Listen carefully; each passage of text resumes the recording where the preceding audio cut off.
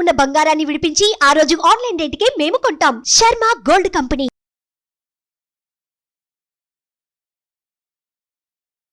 నమస్తే, welcome to Suman TV. నేను మీ యామ్ని.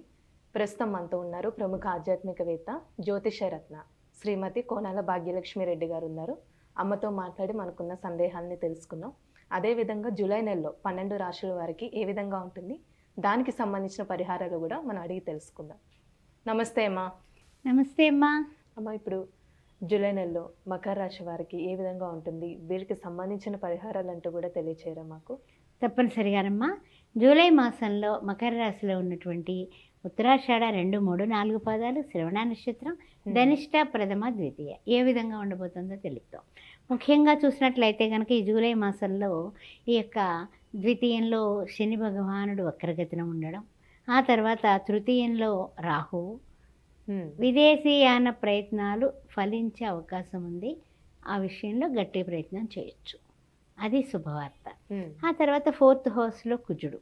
ఈ కుజుడు కూడా 12వ తారీఖు వరకు అక్కడే ఉంటాడు, తర్వాత మారుతున్నాడు. అందువల్ల కుజుడుకు సంబంధించినటువంటి ఎప్పుడు కూడా చేసేటటువంటి కుజ దోష నివారణార్థం కుజహోరాలో మనం పెట్టేది ఏదైనా మార్నింగ్ 6 నుంచి 7 వరకు మంగళవారం పూట చేసేది మంచిగా చేసుకోవడం, ఎవరికైనా చక్కగా ఎర్రటి వస్త్రం పంచడం అలాంటివి చేస్తూ ఉంటాం కదా, అది 12వ తారీఖు వరకు కంటిన్యూ చేయండి. ఆ తర్వాత ఏంటంటే గురువు చూస్తేనేమో మామూలుగా మనం చూసినట్లయితే కనుక పంచమంలో ఉన్నాడు. ఆ గురువు శుభకారకుడే కాబట్టి అంతవరకు ఓకే. షష్టమంలో శుక్ర రవులు, ఈ రవి కూడా మారుతున్నాడు, షష్టమం నుంచి సప్తమానికి వస్తున్నాడు. అప్పుడు కొంచెం ఇబ్బందులు కలుగుతాయి. తర్వాత ముఖ్యంగా ఏమిటంటే బుధుడు రవి కూడా సప్తమంలోకి వస్తున్నారు. బుధుడు ఆల్రెడీ ఉన్నాడు, సప్తమంలోకి రవి వస్తున్నాడు. అష్టమ నవమంలోకి వస్తే కేతు ఉన్నాడు. అందుకని దైవం పట్ల చాలా ఇష్టత, దైవ కార్యాలు చేయటం, దైవ కార్యాల్లో పాల్గొనడం అవన్నీ బాగా చేస్తారు.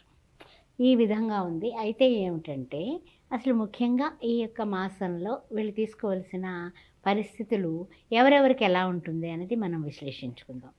ముఖ్యంగా ఈ యొక్క గ్రహబలం కొంచెం 11వ తారీఖు వరకు పర్వాలేదు. 12వ తారీఖు నుంచి కుజుడు ఎప్పుడైతే మారుతున్నాడో ఇక వీళ్ళకి గ్రహబలం చెప్పాలంటే జూలై నెలలో 12వ తారీఖు నుంచి అలా వెళ్ళినటువంటిది అలా అలా అలా స్టెప్స్ ప్రకారం తగ్గుతుంది, తగ్గే అవకాశం ఉంటుంది.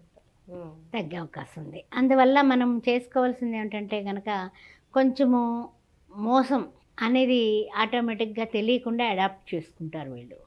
చేసుకోవడం వల్ల ఇవేమవుతుందంటే దాన్ని ఆశ్రయించడం వల్ల మంచి జరుగుతుంది. అవతల వాళ్ళని రూపాయిది 2 రూపాయల వస్తువు అని చెప్పి అమ్మేస్తే వీళ్ళకి మంచి జరుగుతుంది, అంటే లాభం ఏర్పడుతుంది. అదే మంచిగా ఇది రూపాయి చేస్తుందండి అంటే కనుక వాడు చూడకుండా పట్టుకుపోతాడు. అంతటి పరిస్థితులు వస్తాయి. అంటే ఫర్ ఎగ్జాంపుల్ చెప్తున్నాను నేను. అందువల్ల అంటే ఏదో రకంగా వ్యాపారస్తులు తమ్మిని బొమ్మి చేస్తూ ఉంటారు, అది కరెక్ట్గానే ఉంటుంది. కానీ మంచికి పోతే మాత్రం చెడు ఎదురవుతుంది, అది పరిస్థితి. అంటే వీళ్ళకి ఏమైనా ఆరోగ్య సమస్యలు అంటూ కూడా ఉన్నాయంటారా? అంటే విరోధ భావాలు పెరగడం వల్ల మానసికమైనటువంటి అనారోగ్య పరిస్థితులు ఎక్కువగా ఉంటాయి. మానసికమైనటువంటి టెన్షన్స్, మానసికమైనటువంటి బీపీలు, ఇవన్నీ కూడా షుగర్స్ లెవెల్స్ పెరుగుతాయి. ఇవన్నీ టెన్షన్స్ వల్ల వస్తాయి. తర్వాత ఏంటంటే మనము సరదాగా మాట్లాడే మాటలు మనం విచారించేటటువంటి పరిస్థితులకి వెళ్తాయి. సరదాగా అనేస్తాం ఏదో ఒక మాట, నీ డ్రెస్ బాగుంది, లేకపోతే నువ్వు పలానప్పుడు అలా చేసావుగా, ఇప్పుడు బాగా మారావా ఏమిటి అంటే అదిగో అలా అంటాడా వీడు అనేసి పెద్ద కొట్లాట దెబ్బలాట అయిపోతుంది.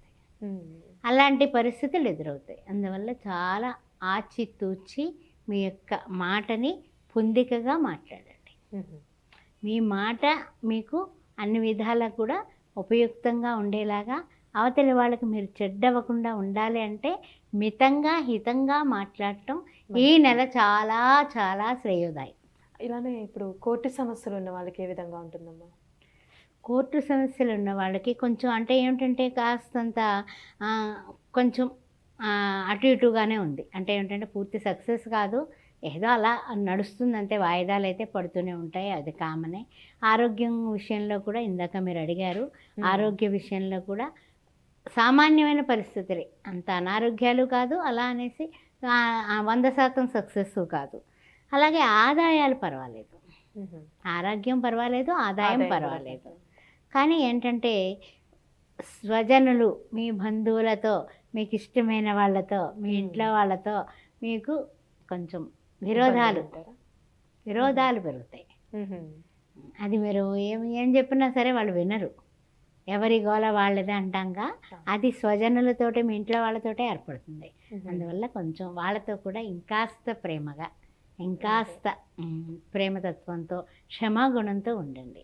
అలానే ఏమైనా శుభకార్యాలు జరిగే అవకాశం ఉందంటారమ్మా అంటే జూలై నెలలో? అంటే ఎలా ఉంటుందంటేనమ్మా, కొన్ని విషయాల్లో మన ప్రయత్నం అయితే చేస్తాం, కానీ కొలిక్కి రావడానికి ఈ నెల అంత అనుకూలంగా లేదని చెప్పొచ్చు. మ్మ్. అందువల్ల అంటే వ్యాపారస్తులకి కొంచెం నిరాశ, ఆశా నిరాశల మధ్య ఊగులాట ఉంటుంది. ఎక్కడికక్కడ స్ట్రక్ అయిపోయి కొంచెం బాగా మనం ముందుకు వెళ్ళిపోవాలంటే, మనకి చేతి నిండా ఉంటే మనం ముందుకు దూసుకెళ్ళిపోతాం. శుభకార్యాల విషయం అంటే ఏదైనా సరే అమౌంట్తో చేసే పనులే కదా ఇవన్నీ కూడా. మ్మ్. దానికి కొంచెం అమౌంట్ కొంచెం టైట్ అవుతుంది. దానివల్ల కూడా శుభకార్యాల నిమిత్తం ప్రయత్నాలు కూడా కాస్త అలా ఉంటాయి. అందువలన ఏమీ ముందుకు వెళ్ళవు. అమ్మ, ఇప్పుడు వీళ్ళకి సంబంధించిన పరిహారం అంటూ జూలై నెలలో ఏం చేసుకుంటే మంచిదంటారు మీరు? జూలై నెలలో ముఖ్యంగానమ్మా వీళ్ళకి ఏంటంటే పెద్ద ప్రాబ్లమే అవతల వాళ్ళు మాటలను బట్టి వీళ్ళు విన్నవి చెప్పినవి కూడా నమ్మేసి లిటికేషన్లో ఎదుర్కొంటూ ఉంటారు. లిటికేషన్ లేకుండా చేసుకొని కాస్త అన్ని విధాలా బాగుండాలంటే శని భగవానుణ్ణి శనివారం పూట తప్పనిసరిగా ఆంజనేయ స్వామికి 5 ప్రదక్షిణలు చేసి, శని దశరథ కృత శని స్తోత్రం ఉంటుంది, మ్మ్. అక్కడ కూర్చొని చదువుకుని హనుమాన్ చాలీసా 12 సార్లు శనివారం పూట పారాయణ చేసుకుని పేదవాళ్ళకి అక్కడ భోజనం దానం చేయడం శనివారం నాడు చాలా మంచిదమ్మా. మ్మ్. తర్వాత ఏంటంటే నీలాంజన సమాభాసం రవిపుత్రం యమాగ్రజం ఛాయా మార్తాండ సంభూతం తం నమామి శనిచ్చరం అనే శని భగవానుని గట్టిగా చేస్తుంటే తప్పనిసరిగా మంచి జరుగుతుంది.